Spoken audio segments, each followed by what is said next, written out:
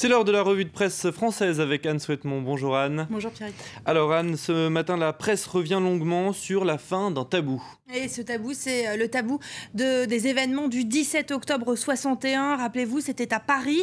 Des Algériens manifestent, ils veulent l'indépendance. La police intervient. Une centaine d'entre eux sont tués, jetés dans la Seine. C'est un épisode noir de l'histoire française. Il a enfin été reconnu, enfin dilibé mercredi par François Hollande. L'aveu d'un crime d'État, c'est donc la une de Libé, la fin de la censure officielle, la fin d'un silence d'État, écrit François Sergent, toujours dans Libé, dans l'édito cette fois. Et ce que nous explique en fait Libération, et c'est là que c'est très intéressant, c'est qu'il n'y a rien de très surprenant à ce que François Hollande assume officiellement cette position. En fait, dès le lendemain de son élection, de sa victoire à la primaire, celui qui n'est encore que candidat décide de se rendre à Clichy-la-Garenne pour témoigner de sa solidarité aux familles endeuillées. Et puis, pendant la campagne, François Hollande, rappelle Libération, signe l'appel pour la reconnaissance officielle de la tragédie, un appel qui a été lancé par le journal Mediapart. Et puis, enfin, c'est à Alger que François Hollande, alors là, c'est il y a beaucoup plus longtemps, fait son premier stage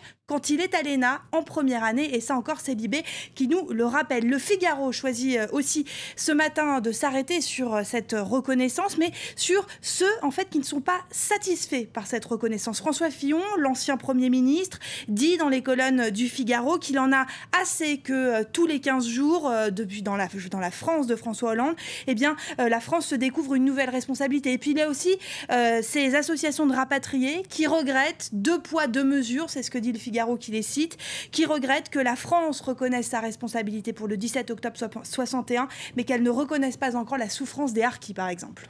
Et tout autre sujet ce matin à la une de la presse française, celle qui pour beaucoup était Emmanuel, un personnage de cinéma sulfureux. Effectivement, Sylvia Christel avec une expression qui revient à l'intérieur des pages, qui fait la une de plusieurs journaux, c'est Emmanuel au 7e ciel, donc cette actrice de ce film érotique. Ce qui est intéressant, c'est que surtout dans le Parisien, par exemple, eh bien, on revient sur le phénomène de société qu'a été ce film, parce que en plus d'avoir été un succès, 350 millions de spectateurs dans le monde entier, eh bien, c'est surtout que ce film a fait tomber des tabous dans la France de Giscard, dans la France post-68. Alors, il y a une interview dans le Parisien de Jacques Zimmer, spécialiste du cinéma érotique, qui explique que tout bascule, en fait, quand Emmanuel, le film, sort, qu'après le mai 68, eh bien, la France avait envie de nouveaux horizons. Emmanuel, c'était nouveau, c'était la transgression. Même angle d'attaque dans Libération, cette fois, qui rappelle qu'en 74, eh bien, la France était giscardienne, qu'elle était